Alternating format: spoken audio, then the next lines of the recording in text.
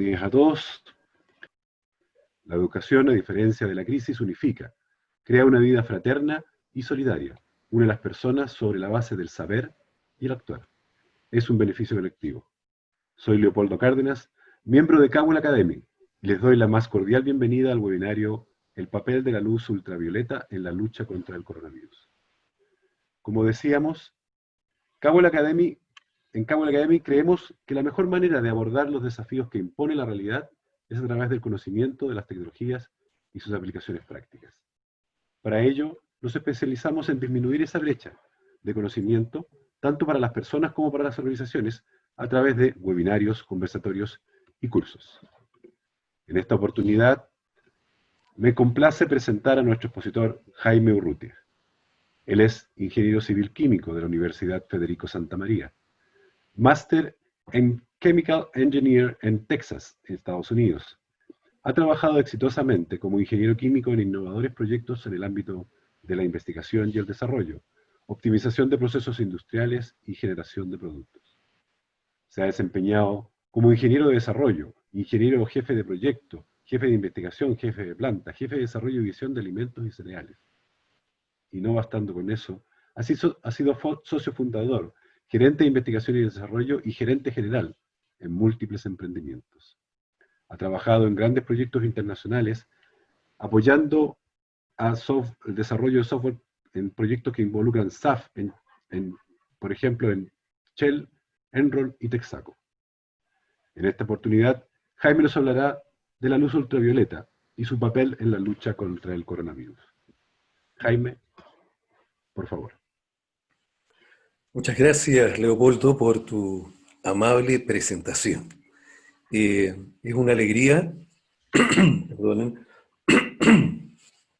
es una alegría para mí también poder estar con todos ustedes hoy día y poder traerles un poco de educación, un poco de conocimiento en el ámbito de la tecnología ultravioleta. Así que, sin más, vamos a empezar a revisar la presentación. Voy a tomar la hora para controlar un poco el tiempo. Muy bien. Entonces, vamos a ir directamente a la historia.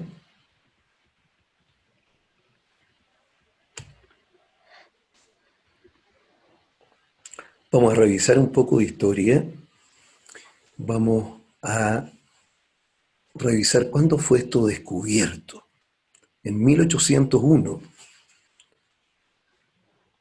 Perdón, tengo que correr un poco las imágenes que me están tapando.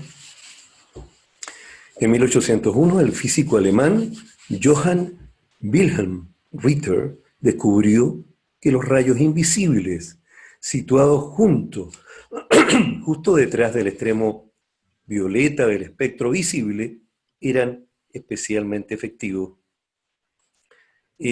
para oscurecer papeles que estaban impregnados con cloruro de plata. Y eso era justamente la radiación ultravioleta.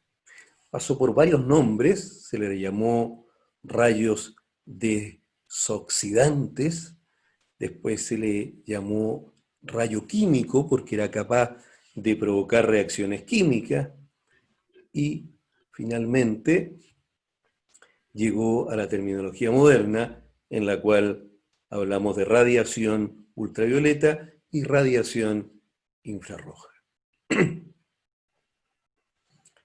La energía radiante ultravioleta se utilizó por primera vez para desinfectar superficie en 1877. Para el agua, para desinfectar agua, en 1910 y para el aire en 1935. Esto lo traigo porque es importante conocer que esta radiación ultravioleta está siendo usada por mucho tiempo en el planeta. Por algún motivo, que vamos a revisar después, fue quedando usada en forma un poco oculta y no tan disponible para el resto del mundo.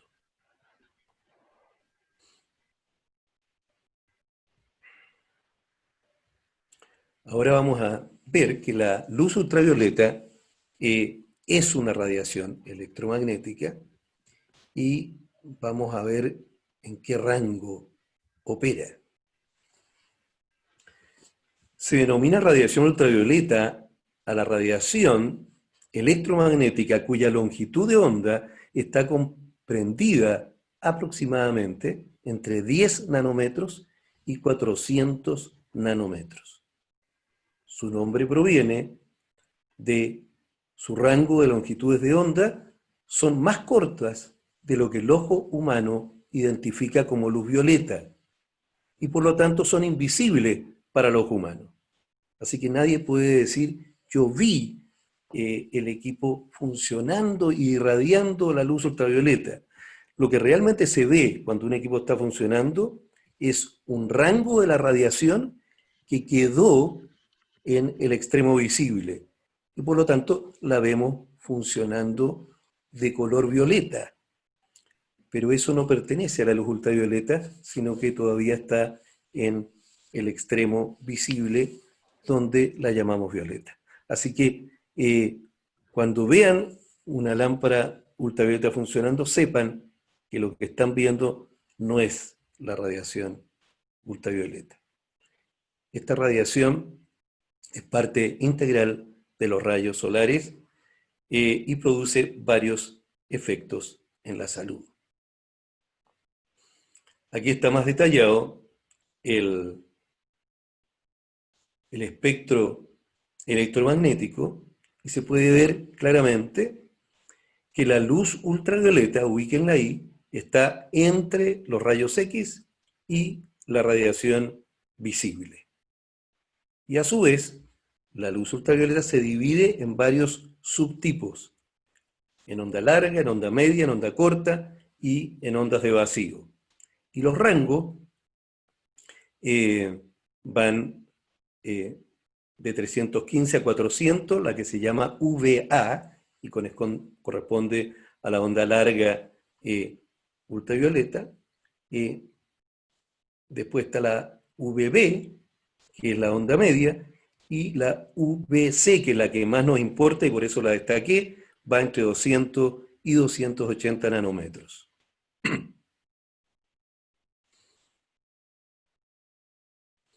Aquí hay una tabla donde podemos apreciarlo mejor, y entonces tenemos los tipos VA, VB, VC y el llamado VV, que es ultravioleta de vacío.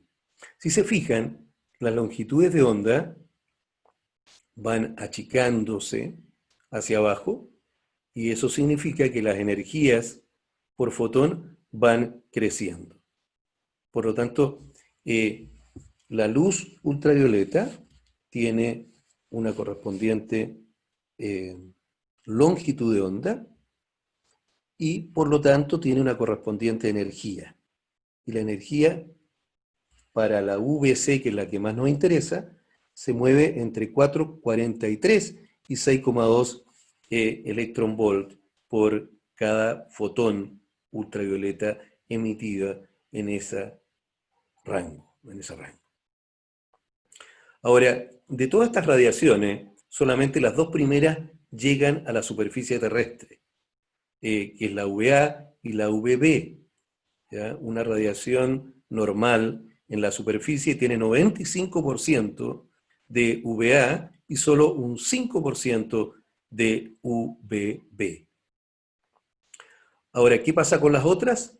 Las otras son absorbidas por las capas de ozono en lo alto de nuestra atmósfera y no llegan a la superficie. Y esto en realidad es bueno porque la luz ultravioleta que llega, que es de menor energía, ya provoca ciertas dificultades y ciertos problemas en las personas. Por lo tanto, es un favor que nos hace la naturaleza al absorber las regiones VC y VV. Ahora, lo que llega a la Tierra normalmente es un 44% de luz visible, un 3% de luz ultravioleta y el resto es luz infrarroja. ¿Ya? Como nos interesa la radiación UVC y no llega a la Tierra, para usarla no nos va a quedar otra que buscar recrearla vía tecnología.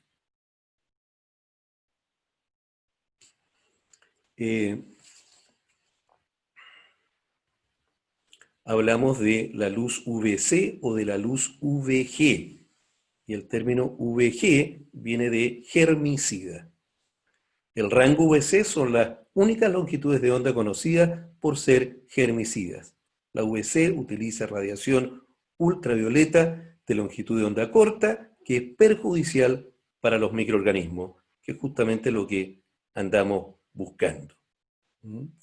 Algunos han defendido el usar ultravioleta en todo su rango, pero en realidad lo que se ha descubierto es que se desperdicia una gran cantidad de energía porque fuera del rango UVC realmente no es letal para los microorganismos y por lo tanto es energía que se pierde. Ahora vamos a ir a algunas definiciones y juegos de palabras que es importante revisar. El primero, esterilizar y desinfectar. ¿Qué pasa con eso? Vamos a revisarlo. En realidad, esterilización significa liberar a un objeto o sustancia de toda la vida de cualquier tipo. Esterilización debería distinguirse de desinfección, que significa otra cosa distinta. Desinfección significa matar o inactivar o desactivar o remover organismos capaces de causar infección.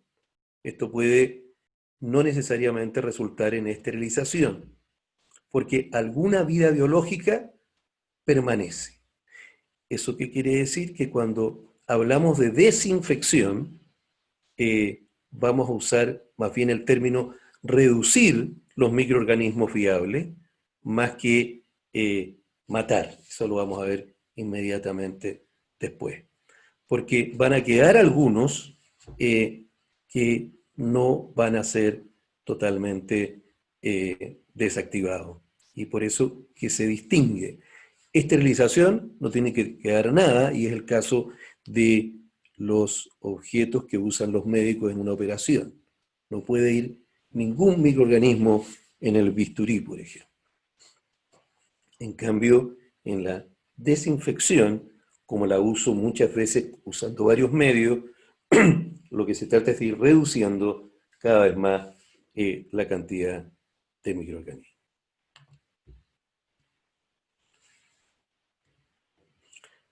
Ahora vamos a revisar esta escala de reducción logarítmica que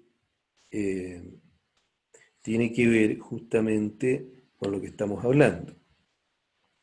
Aquí está la escala y para no complicarnos les puedo decir que la reducción porcentual de microorganismos es equivalente a una cierta reducción logarítmica. Y eso es simplemente por definición matemática. Así que cuando hablamos de una reducción proporcional de 90%, nos estamos refiriendo a una reducción log 1. Cuando hablamos de... perdón, me están llamando. Cuando hablamos de 99.9, estamos hablando de un log 3. Cuando hablamos de 99.99% de reducción de patógeno, estamos hablando de una reducción logarítmica log 4.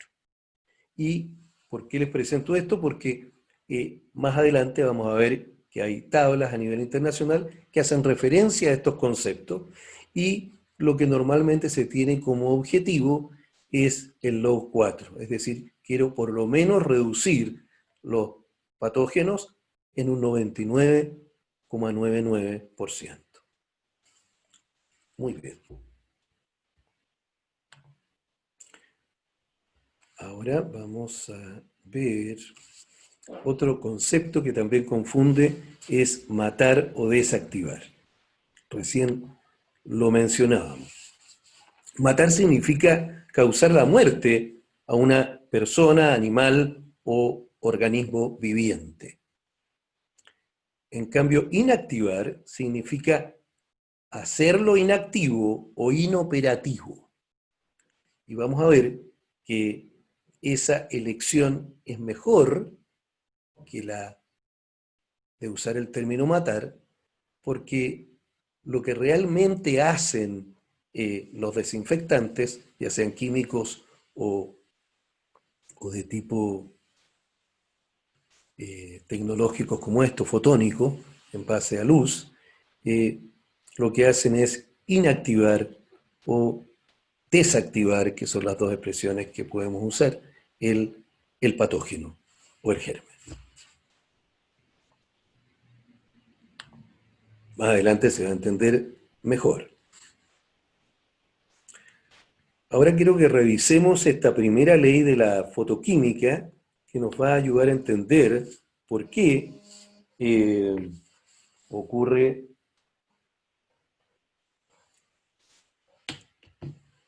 ¿Por qué ocurren estas reacciones fotoquímicas que permiten desactivar al virus? La luz debe ser absorbida por una sustancia química con el fin que una reacción fotoquímica tome lugar. En otras palabras, necesitamos que la luz sea absorbida para impactar a esa determinada molécula. Si la luz no se absorbe, no hay reacción fotoquímica. En este caso, al absorberse la luz, vamos a ver que queda capturado ese fotón en los orbitales electrónicos y excita los orbitales para producir eventualmente un nuevo enlace químico.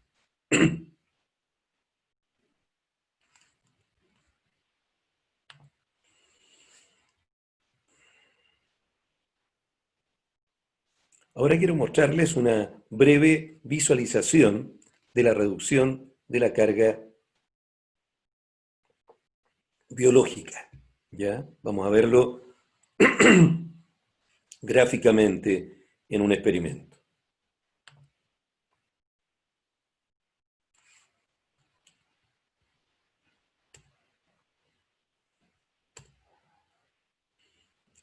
Ahí tenemos asustados a los gérmenes.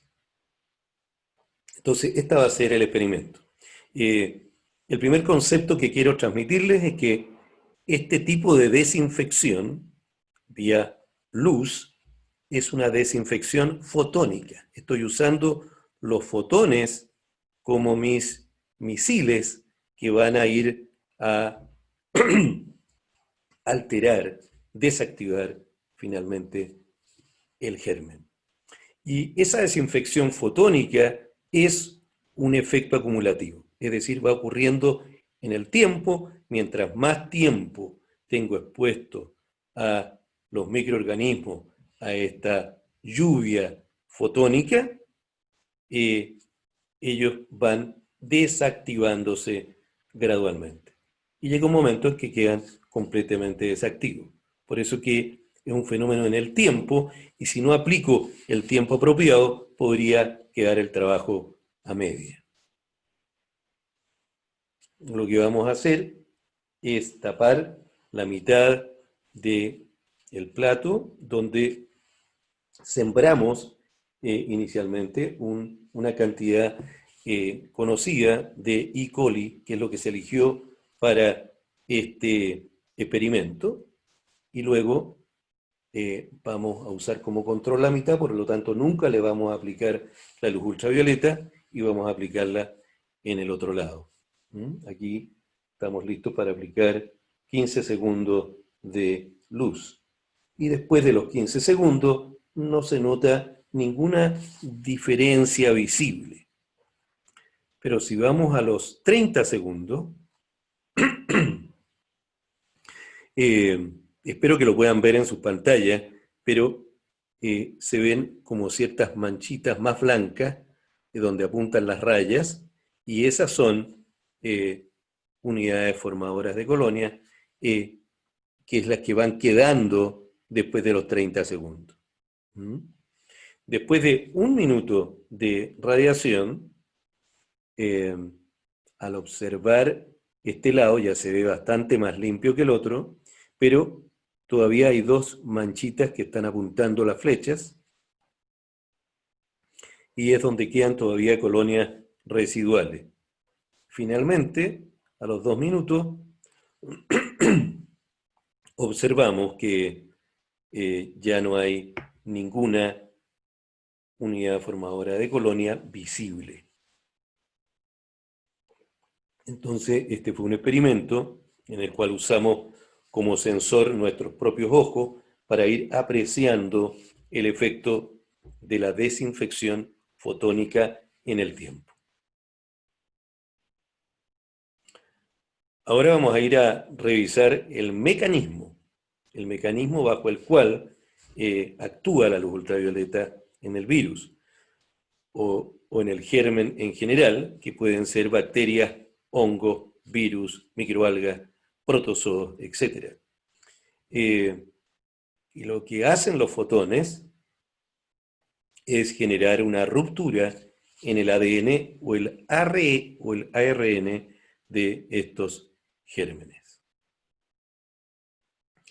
En realidad aquí me tengo que detener un poquito y explicarles que una bacteria, un hongo, una microalga, un protozoo son organismos unicelulares y por lo tanto podemos hablar que sí están vivos y poseen su propio ADN o DNA, que es su material genético. Entonces aquí aparece un germen que tiene su capa protectora y la lluvia fotónica, la verdadera metralla fotónica que le estoy mandando con la radiación ultravioleta, penetra la capa protectora y llega hasta el ADN, que es su genoma, es su material genético. Y por lo tanto, lo que hace es romper, alterar el helicoide que representaba esa molécula, alterando sus enlaces y por lo tanto generando una nueva molécula que ya no es ADN. Aquí está un poquito mejor explicado. Recuerden lo que les mostré, que para que se verificara una reacción fotoquímica requeríamos de una absorción. Y justamente aquí se produce una absorción, lo muestra esa curva en la parte celeste, en la región VC. Es decir, el pic de absorción, el pic germicida, ocurre a los 264 nanómetros. Y por lo tanto, en otras regiones como la UV, ya la absorción es mucho más baja y por lo tanto no alcanza a tener el poder germicida. Perdón por esta tos.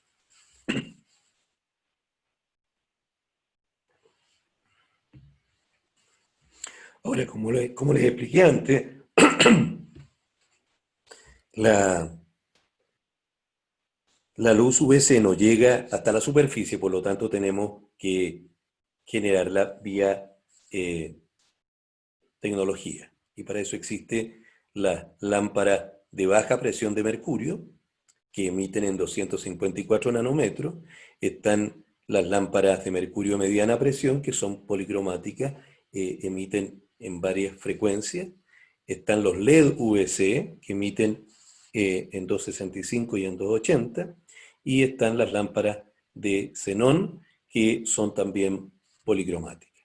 Las más usadas, las más activas en el mercado actual son las primeras, la lámpara de mercurio de baja presión, que emiten en 254 nanómetros, que está muy cerca de los nanómetros, del máximo de absorción, y por lo tanto es muy apropiada la primera para realizar este trabajo. Aquí hay una curva más detallada de la absorción.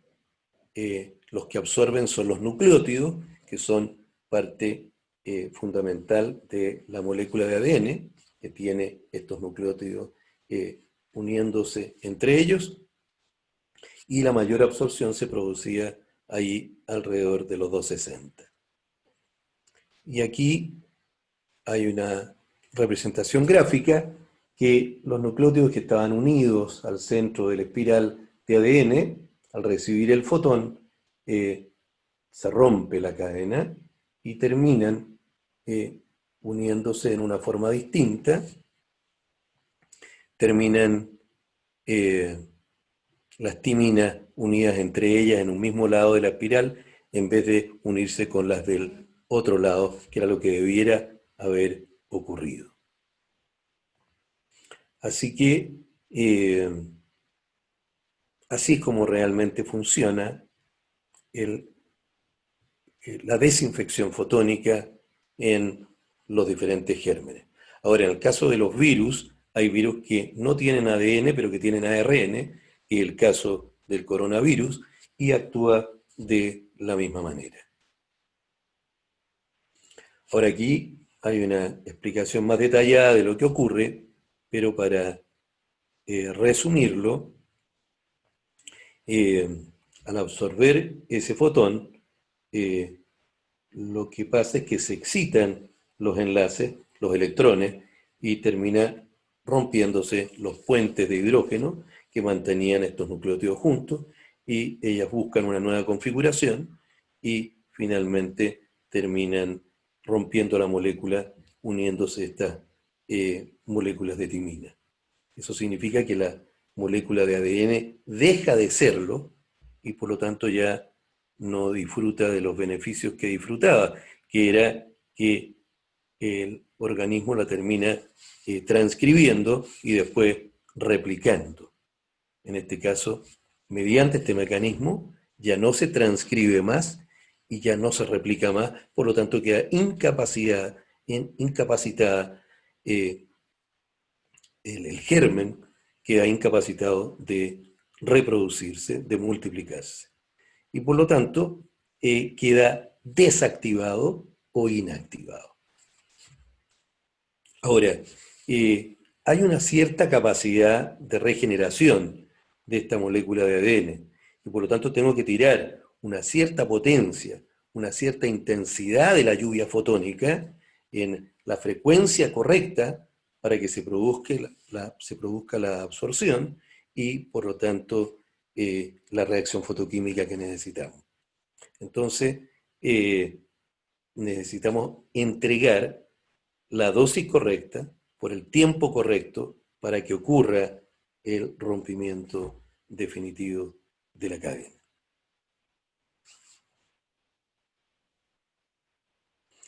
Después les quiero hablar de organizaciones internacionales que hablan respecto del uso de la tecnología UVC para combatir el coronavirus o el SARS-CoV-2, que genera la enfermedad que todos conocemos llamada COVID-19.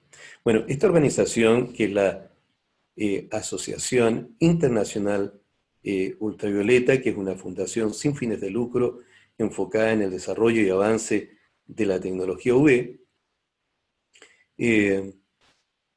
a través de un documento publicado en su página oficial, sostiene que con base a los actuales datos de desinfección y evidencia empírica, las tecnologías de desinfección UVC pueden jugar un importante rol en las múltiples barreras aplicadas para reducir la transmisión de virus causante del COVID-19.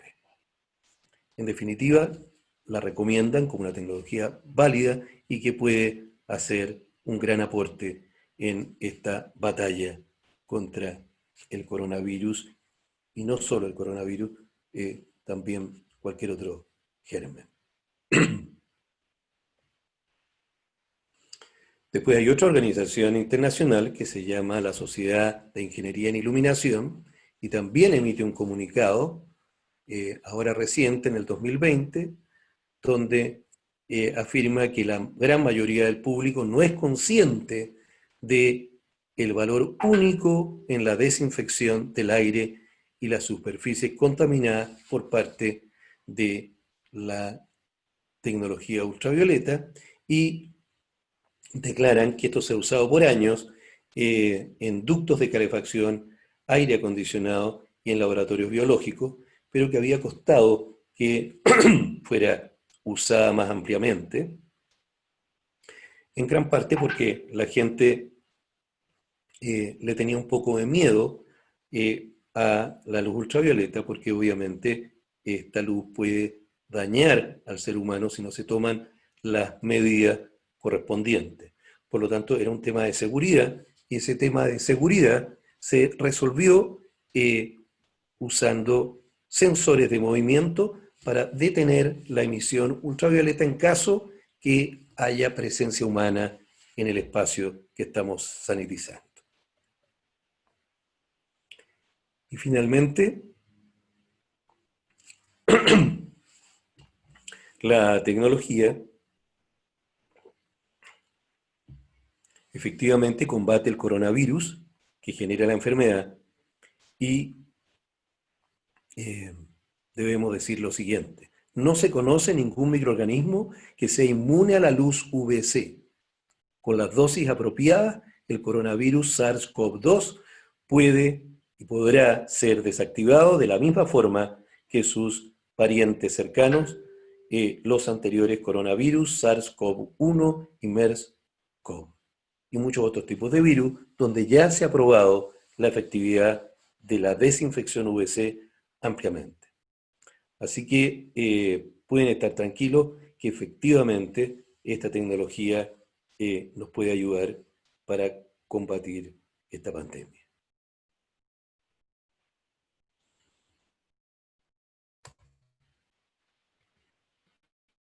Muy bien. Entonces ahora estoy disponible para ustedes para que entremos en una fase de preguntas, y después voy a agregar otros conceptos adicionales después de este ciclo de preguntas. Jaime, te hemos compartido un par de preguntas que llegaron por acá. De Osvaldo y Juan Carlos. Los voy a revisar.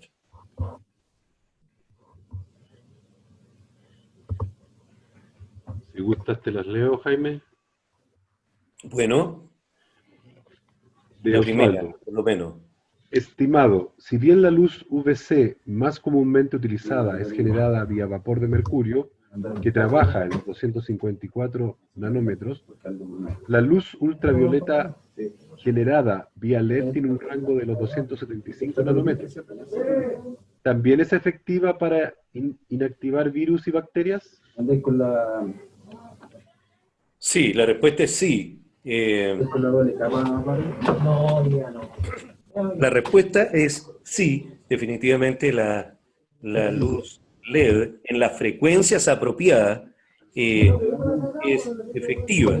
Yo les dije ahí que se genera en algunos casos en 260, muy cerca de 260, 265 creo que era, si vuelven, no quiero devolverme, a ver si lo puedo hacer, denme un momento. Pero para no alargar más, efectivamente, ahí está. La luz LED puede emitir en 265 nanómetros y también en 280, y eso sigue estando dentro del rango UVC.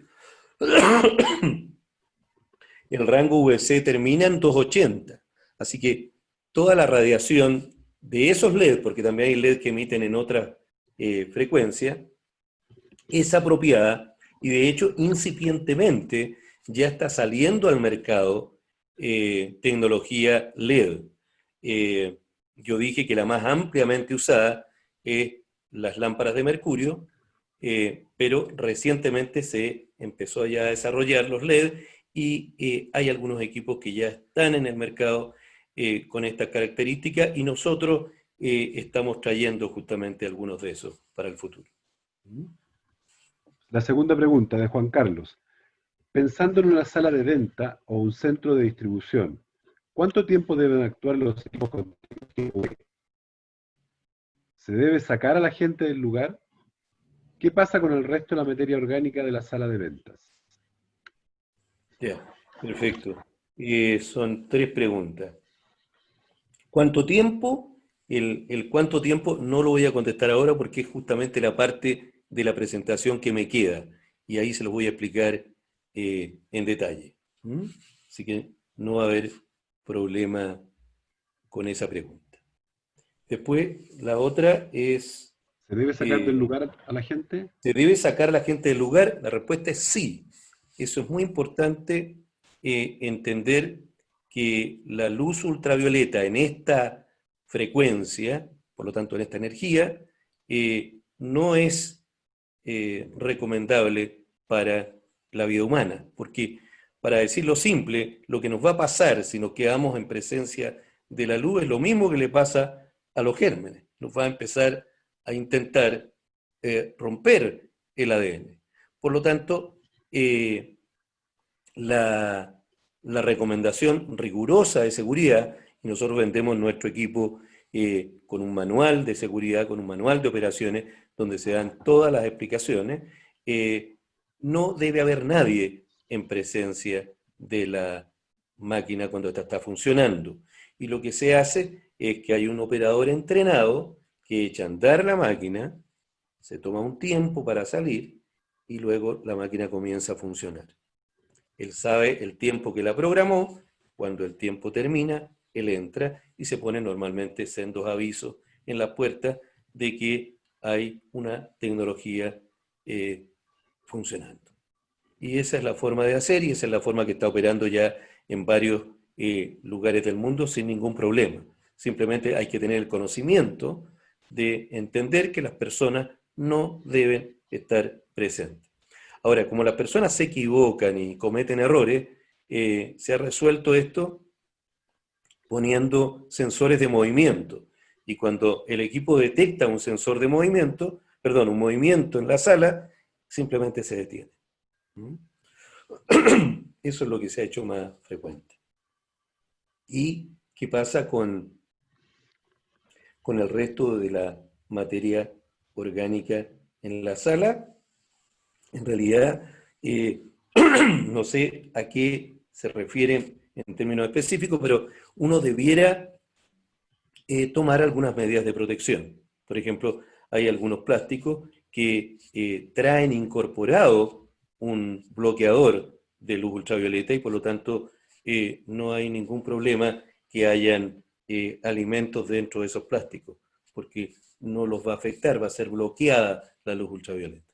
Pero hay otros de una calidad más mala que pueden ser afectados, se pueden correr las tintas, cosas de ese tipo, y por eso es que se recomienda también tomar las medidas del caso, que hay que verlas para cada caso, pero en general no hay problema de irradiar en una sala comercial donde las sustancias están envasadas. Y si no, se puede poner simplemente alguna tela que proteja durante el trabajo. Eso contestaría. ¿Hay otra pregunta más? En territorio nacional, ¿existen reglamentos que normen el uso de la UV entre 265 y 280? Mira, recién se están generando documentos oficiales a nivel internacional. Por lo tanto, hay una cierta deficiencia en eso todavía. Y yo diría, en Chile todavía no hay ninguna norma establecida. Pero obviamente nosotros, acogiéndonos a las recomendaciones internacionales, ponemos todas las recomendaciones correspondientes en nuestro manual y las personas no van a tener problemas. Pero no los van a venir a fiscalizar, digamos, por estar usando una tecnología ilegal o algo así. Eso no va a pasar. Vale. Osvaldo da las gracias por la respuesta, por la primera respuesta. Y también Jorge pregunta, ¿qué tan dañino es su exposición a la piel? Aunque está Bueno, autocontenida, es pero... dañino. Es definitivamente dañino y puede provocar problemas graves. Fíjense ustedes que la luz UVB, es la que provoca todas las quemaduras en la piel y es bastante menos energética que esta. Por lo tanto, si la UVB provoca todos los problemas que sabemos de quemaduras en la piel, obviamente esta puede provocar mayores problemas y como es más pequeña la longitud de onda, no solamente en la piel, sino que puede penetrar y empezar a dañar parte del ADN, igual como lo hace con las partículas. Ahora, el ser humano tiene una gran capacidad de regeneración y por lo tanto va a tender a recuperar sus moléculas de ADN, pero porque eso depende de cada germen tiene distinto nivel de recuperación y por lo tanto el ser humano muy probablemente tenga la mejor capacidad. Pero en definitiva, lo que hay que saber es que es peligrosa y que no se debe nunca estar presente mientras está funcionando el equipo. Eso diría. Se menciona la pregunta respecto de si se puede utilizar donde se procesen alimentos. Sí, de hecho se ocupa en alimentos, en las dosis controladas para desinfectar alimentos. Se ocupa a nivel industrial hace bastante tiempo, que se aplica luz ultravioleta para matar los gérmenes potenciales dentro de los alimentos. Obviamente que hay que hacer estudios específicos para cada caso, pero se ocupa hace mucho tiempo desinfectando agua, desinfectando aire y desinfectando alimentos. Eh, Ahora el uso en que se usa en los hospitales es desinfectando superficies y aire. ¿Mm? Por lo tanto, en una sala cualquiera, no tiene que ser de hospital, lo que vamos a estar desinfectando son las superficies, las paredes, el techo y las superficies donde puede haber quedado algún virus. Y por supuesto, el aire que hay en la sala. Hay una pregunta que Eh, dice, perdón, una pregunta que dice, ¿altera la composición organoléptica de los alimentos o químicos? Yo sé que si se manejan las dosis adecuadas, no la altera, pero hay que hacer un estudio para determinar cuál es el máximo permitido para cada alimento en cuestión. Hay una pregunta más técnica que dice, si para el ensayo microbiótico que se hizo, se utilizó papel común y corriente. En el ensayo microbiológico usas papel normal para tapar la mitad de la placa Petri, era papel común y corriente. Bueno, yo no fui parte de ese ensayo, simplemente se los quise traer para que ustedes pudieran apreciar con sus ojos qué es lo que va ocurriendo mientras se desinfecta algo, pero no tengo los antecedentes. A mí me pareció que sí, que era un papel común y corriente. ¿Mm? Pero se debe haber chequeado que no iba a penetrar el rayo a través de él. ¿Mm? Ok, en honor al tiempo, Sí, yo creo que ahora deberíamos continuar con lo que nos queda sí, sí, y a lo mejor un par de preguntitas al final. ¿Les parece? sí. Yo tengo que ir a sacar un poquito de agua porque estoy con problemas de tos. ¿Ya? ¿Me permiten? Solamente 30 segundos.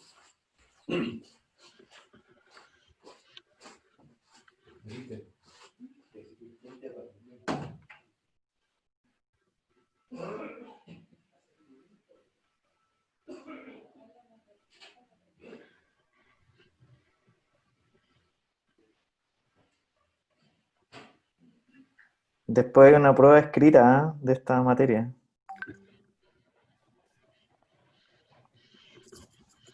Sofi, atenta. He anotado todo.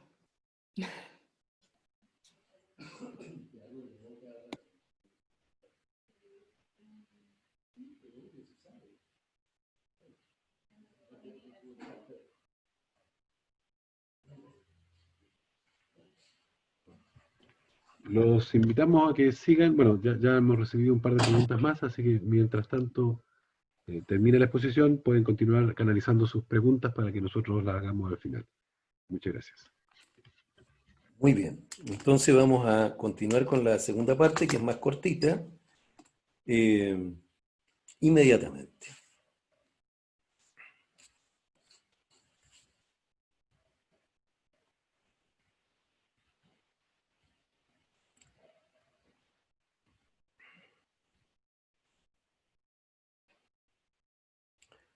Vamos entonces a partir hablando de desinfección y dosis.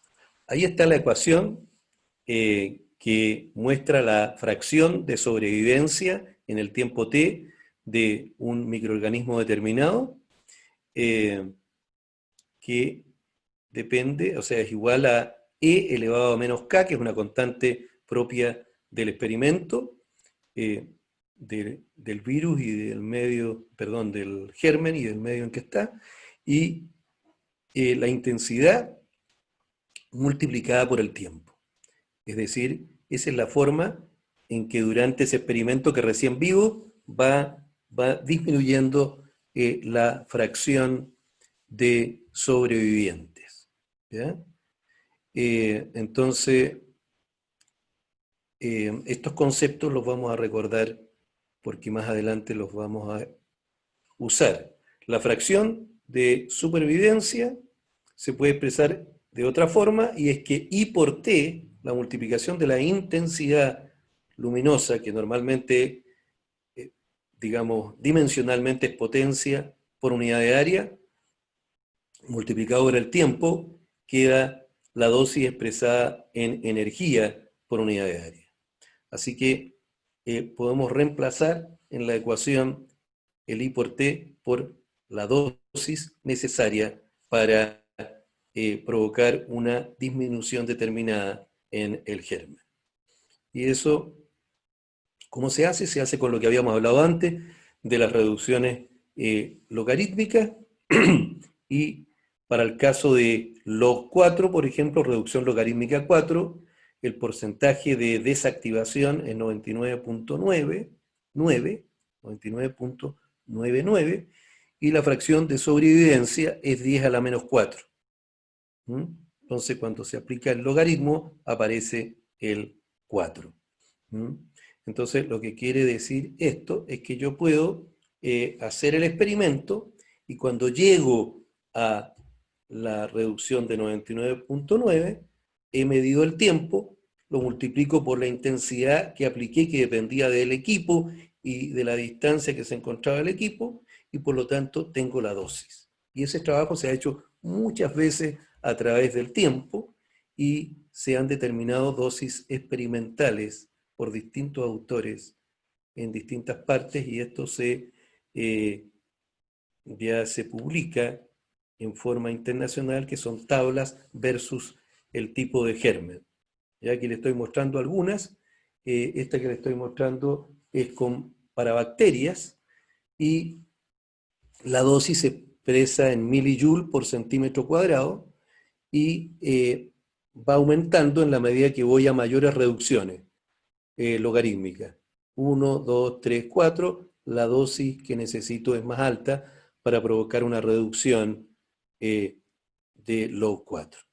Entonces, mirando estas tablas para diferentes gérmenes, por ejemplo, ahí están los protozoos, que también tienen las mismas tablas. También están los virus, ¿no es cierto?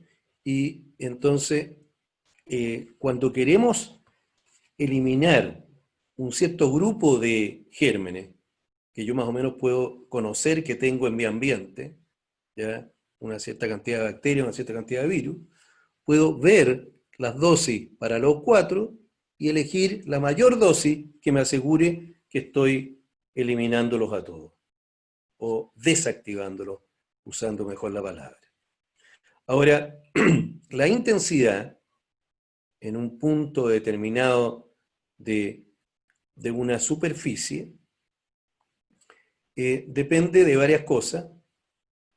Depende de la distancia a la fuente, a la distancia que está el equipo de la pared, por ejemplo, si estuviéramos hablando de esa superficie, y del ángulo de incidencia y del diseño del equipo. Esas son las tres variables más importantes que van a influenciar sobre la intensidad.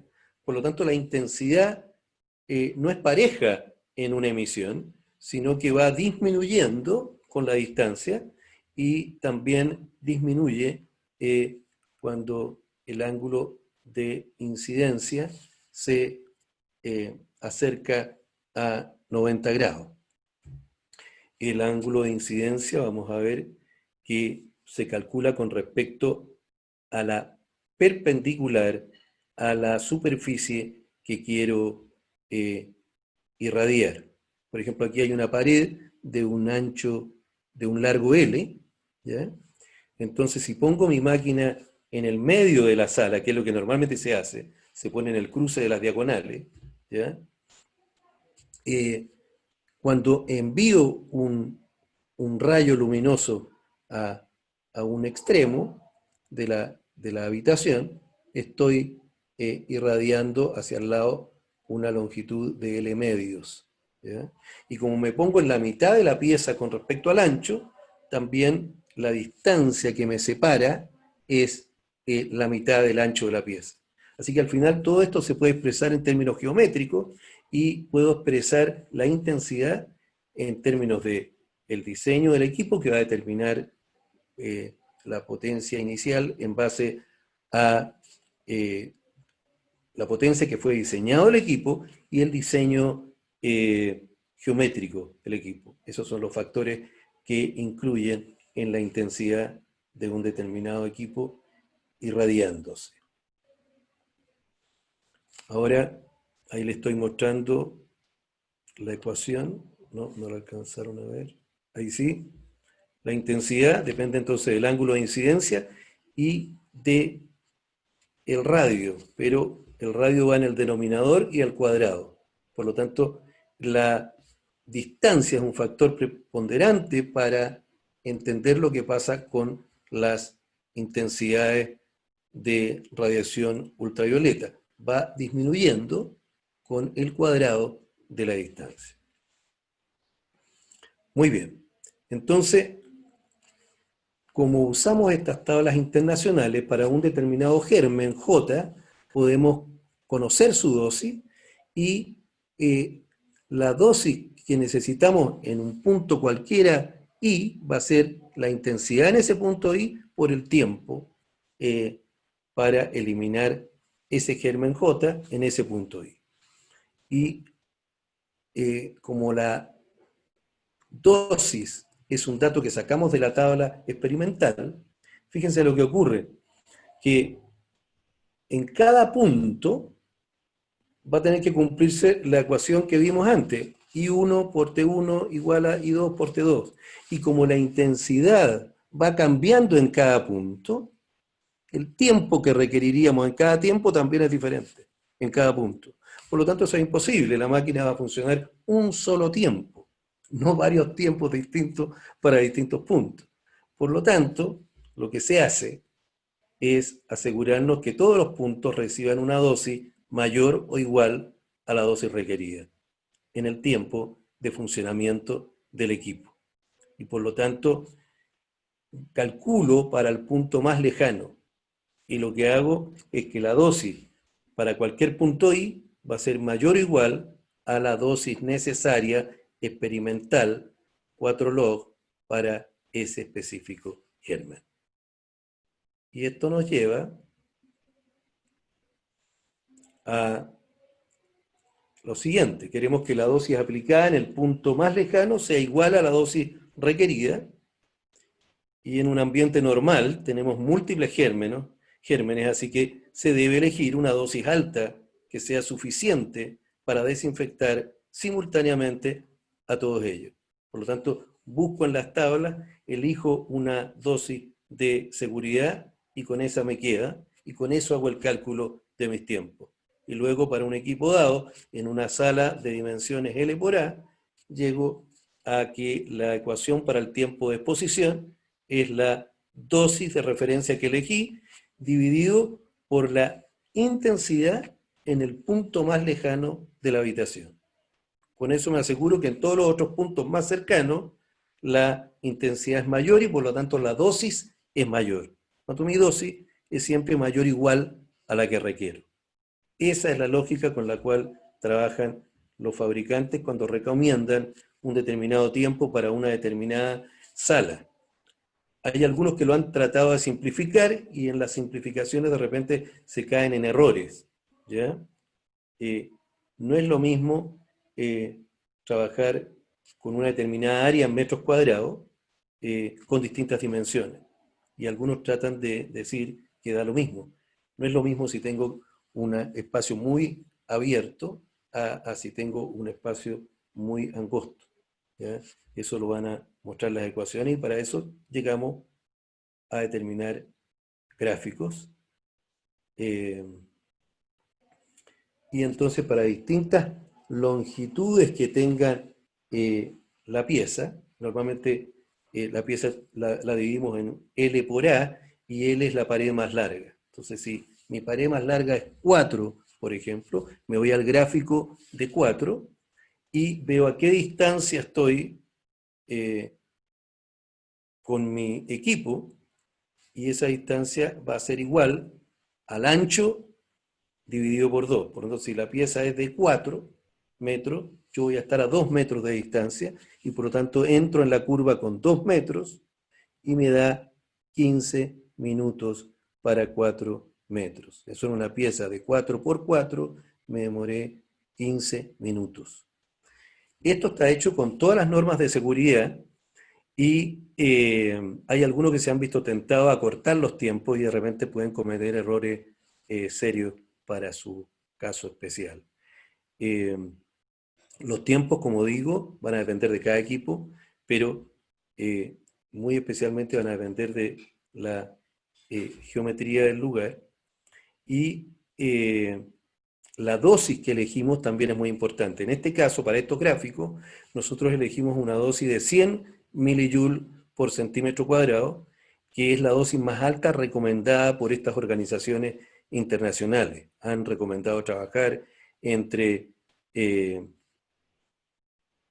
40 y 100 millijoules por centímetro cuadrado, y nosotros decidimos usar la más alta dosis. Con eso nos aseguramos que no solo eliminamos al virus coronavirus, sino que podemos eliminar muchos otros, y muchas bacterias, y muchos protozoos, y muchas microhongos, etc. Entonces, eso es un criterio bien importante en el caso de cada fabricante, y algunos más serios, otros menos serios. Nosotros tratamos de ser muy rigurosos y agregamos una segunda seguridad que tiene que ver, aquí en estos dos gráficos que les muestro, tiene que ver con irradiar con el equipo primero en una dirección, a la pared más larga, y después irradiar girando el equipo 90 grados a la pared más angosta, ¿ya? Entonces, en el fondo, nosotros recomendamos 2 ciclos para nuestro equipo y se calcula, por lo tanto, 2 veces el tiempo 1 y el tiempo 2, y con eso logramos conocer el tiempo total que nos va a garantizar tener una dosis que realmente haga la reducción 4 log, que era nuestro objetivo. Ahora les muestro nuestro equipo.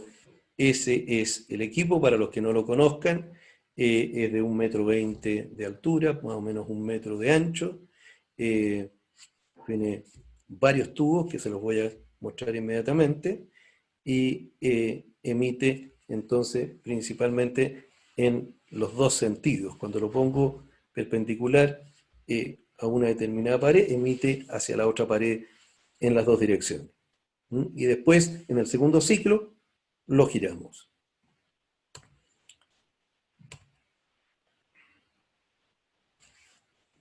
Como les digo, esta es una tecnología ya ampliamente usada en muchos lugares del mundo. Está certificada normalmente a nivel europeo, a nivel internacional.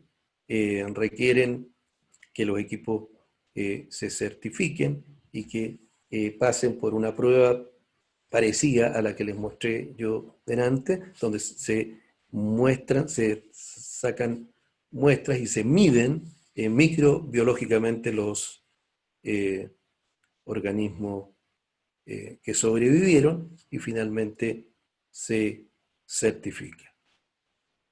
Se ocupa, como vieron ahí, en el metro de Nueva York, lo están ocupando, en varios hospitales y varias clínicas, en Estados Unidos y en Europa se está ocupando con unidades móviles parecidas a la que nosotros estamos ofreciendo. Y aquí les muestro las especificaciones del equipo. Es un equipo liviano, pesa 44 kilos y tiene ruedas, por lo tanto un operador lo puede mover perfectamente de una sala a otro. Tiene una potencia de 1000 watts nominal, tiene obviamente el voltaje para que funcione en Chile, y tiene unos tubos muy especiales que se llaman tubos sin electrodo, que son muy modernos, una nueva tecnología, que no tiene electrodos, por lo tanto no se oxidan, y tienen una mucho mayor duración. Y se activan simplemente por una radiación de microondas que se emite sobre el tubo se excita y genera la frecuencia ultravioleta. Elimina, como les digo, virus, bacterias y hongos en un 99,99, pero eso va a depender que ustedes sean rigurosos y que apliquen los tiempos que corresponden. Porque acuérdense que era una desinfección fotónica que era acumulativa en el tiempo.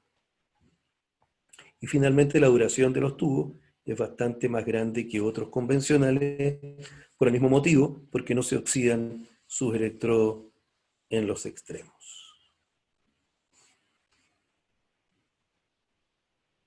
Es un proceso seguro porque posee un sistema de seguridad para impedir radiaciones en presencia de personas. Es funcional porque es un elemento portátil, liviano y con ruedas que permite su traslado de un lugar a otro. Y es un proceso automático porque el proceso de desinfección evita el error humano que conlleva a la desinfección manual, Muchas veces la gente lo hace lo mejor posible, pero puede que se le olvidó pasar el paño en una porción de la superficie y simplemente quedó sin desinfectar. O el que irradia la fumigación, también puede que un sector se le olvidó enviar y no le va a llegar. Entonces, la luz ultravioleta, mientras haya visibilidad, llega a todos los lugares como un rayo de luz. Y no requiere del operador durante la desinfección, que es muy importante. El equipo funciona solo. Ahí está el equipo en una sala, desinfectando una sala de reuniones. Y vuelvo a aceptar algunas preguntas si es que todavía les quedan.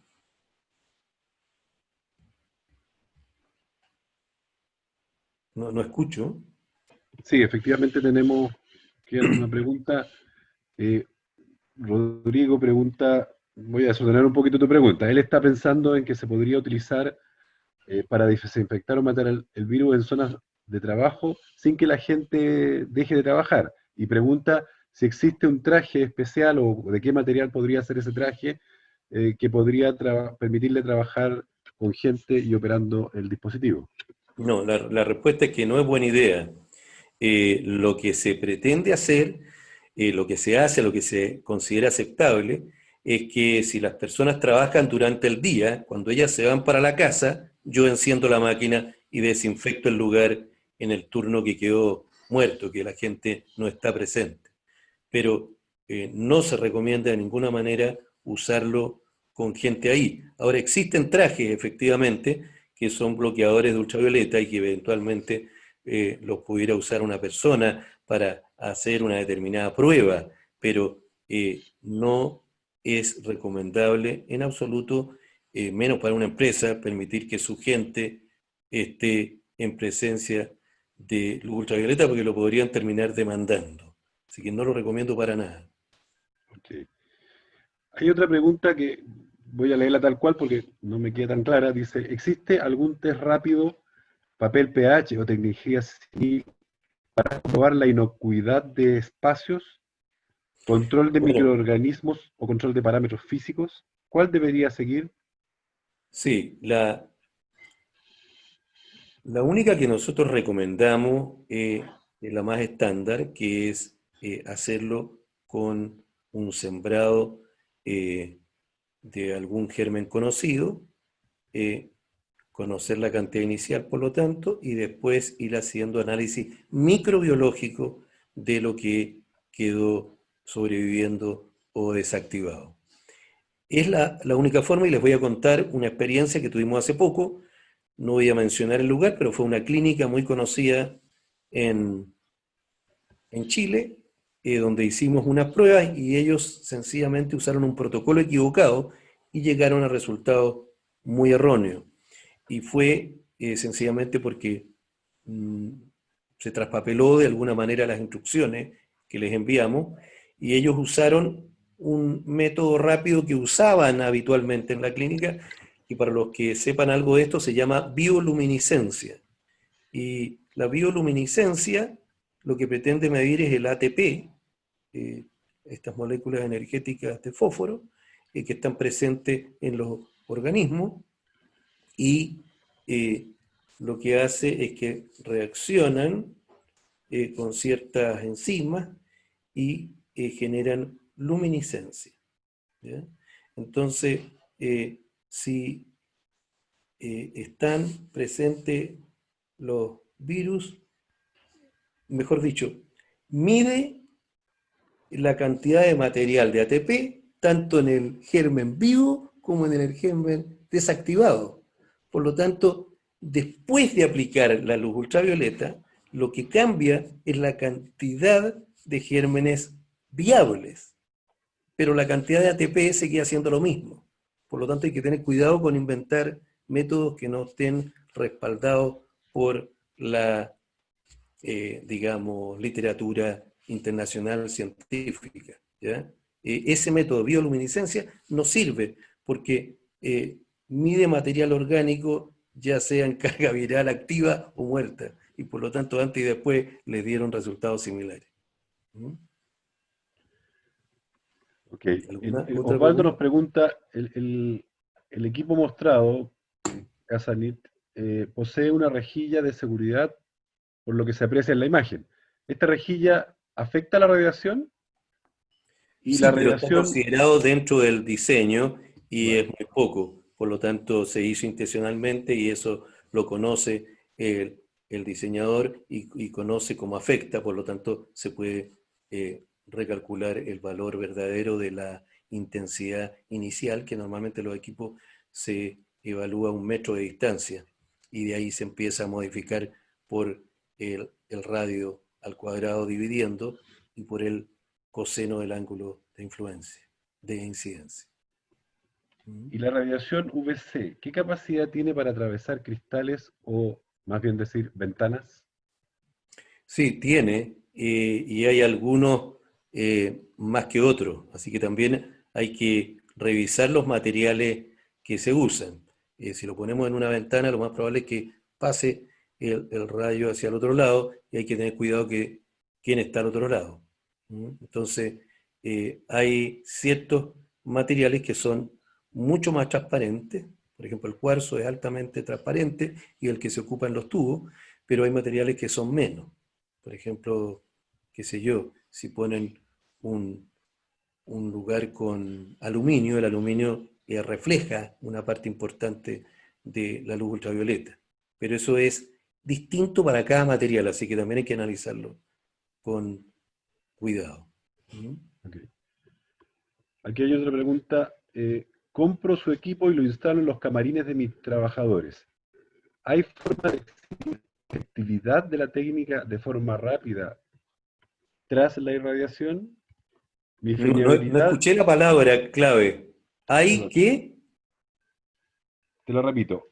¿hay alguna forma de exhibir efectividad de la técnica de forma rápida, in situ, tras la radiación? Y dar tranquilidad de que sea efectivo en el momento. Bueno, en forma rápida, definitivamente no.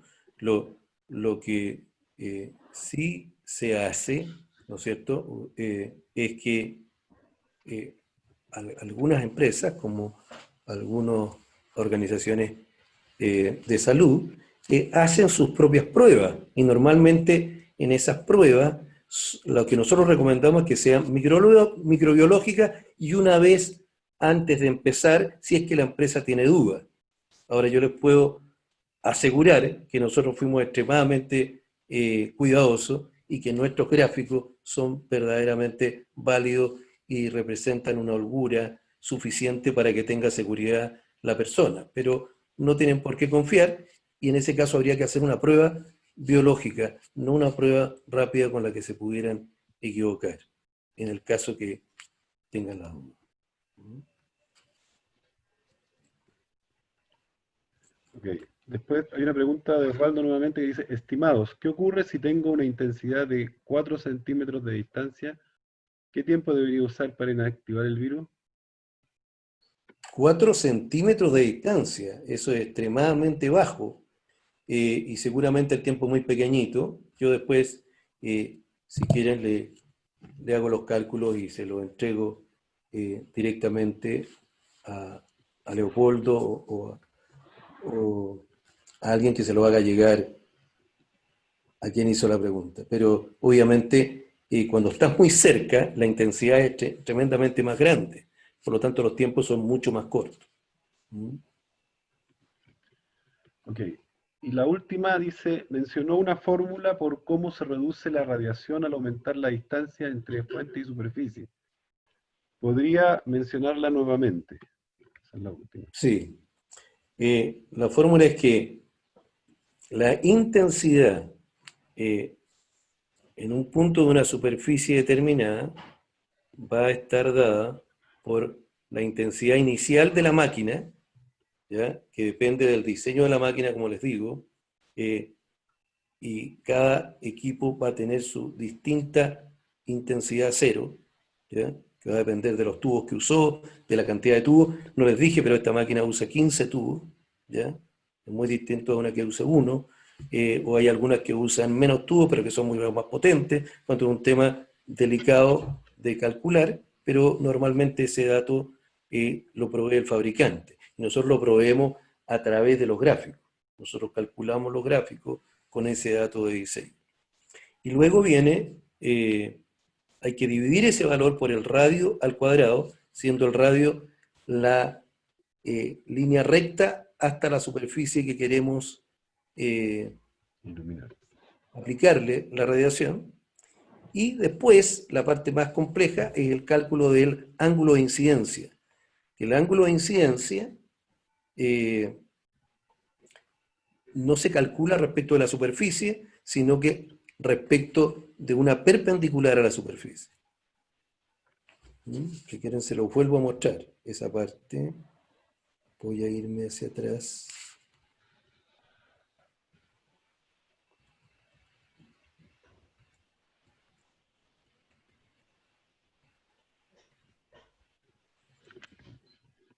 Aquí se los voy a mostrar. Ahí. ¿Se fijan? Imagínense aquí en el gráfico de abajo, la fuente es la lámpara, ¿no es cierto? Está ubicado en este caso a la mitad del ancho de la pieza, así que está a la distancia A medio, y se lanza a un extremo de la sala que tiene un largo L, por lo tanto lo está lanzando ese espacio abajo en el triángulo, tiene un ancho L medio. Y el R, el radio, es la distancia directa, la hipotenusa en este caso, entre la fuente y el punto en la superficie que quiero aplicar. Y el ángulo θ del que hablamos es con respecto a la perpendicular. ¿Lo ven bien, no es cierto?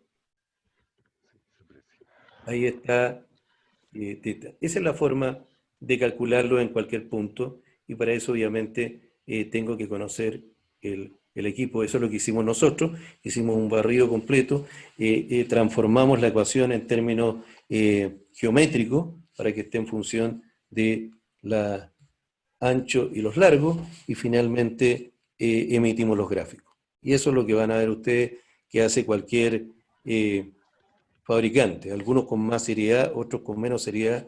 Por eso les quise mostrar yo que en el caso nuestro está con absoluta seriedad y con más encima con bastante holgura, porque damos 2 ciclos, ¿no es cierto? Y tomamos una alta dosis de seguridad, que son los 100 milijoules por centímetro cuadrado. Ok, te agradecen las respuestas, varios de los que las hicieron. También te agradecen la charla y la explicación. Me sumo como miembro de Cowell Academy, me permito darte muchísimas gracias porque se cumple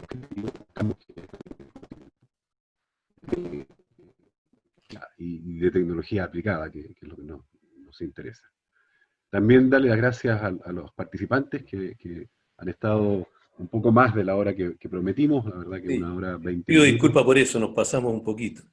Pero fue debido al interés y a la Interés. motivación que despertaron las preguntas, por lo cual también doy muchas gracias a todos ustedes por haber participado.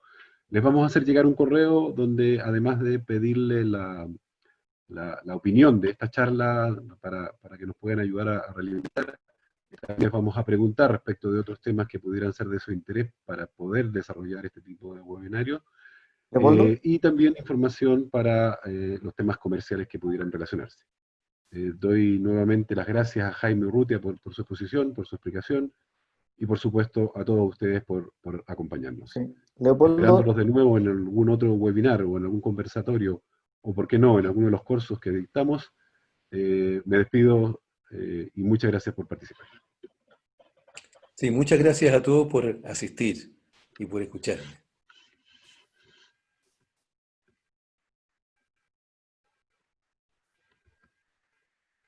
Había alguien que estaba hablando que quería hacer algún comentario, me pareció. sí, yo solo una pregunta, sí, es que se me fue una pregunta a otra persona, pero con la tecnología que tenemos hoy día, ¿se puede ofrecer al Metro de Santiago Por supuesto, para limpiar los vagones? Ya, eso. Gracias. por supuesto. Hola, buenas tardes. Disculpe la demora. Una última pregunta. Tengo entendido que Nature ahora en junio liberó un paper acerca de radiación UVC de onda corta en los 222 nanómetros y que sería inocua al humano, a la exposición a humanos.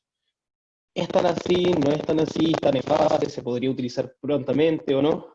No, es efectivo que hay un reciente paper sobre el tema, pero normalmente el procedimiento como estándar es que se espera que haya más publicaciones antes de aseverar. Por ejemplo, yo no les conté, pero ya hay publicaciones respecto de cuál es la dosis para el coronavirus. Y las primeras publicaciones están hablando alrededor de 25 milijoules por centímetro cuadrado, que es bastante menos de lo que nosotros estamos usando, que estamos usando 100. Normalmente no se hace estandarizado hasta que no sale más documentación científica que pueda ser comparable entre sí. Pero es verdad lo que tú dices. Hay un primer paper diciendo eso. Hay que ver las condiciones y todos los detalles en los que fue determinado.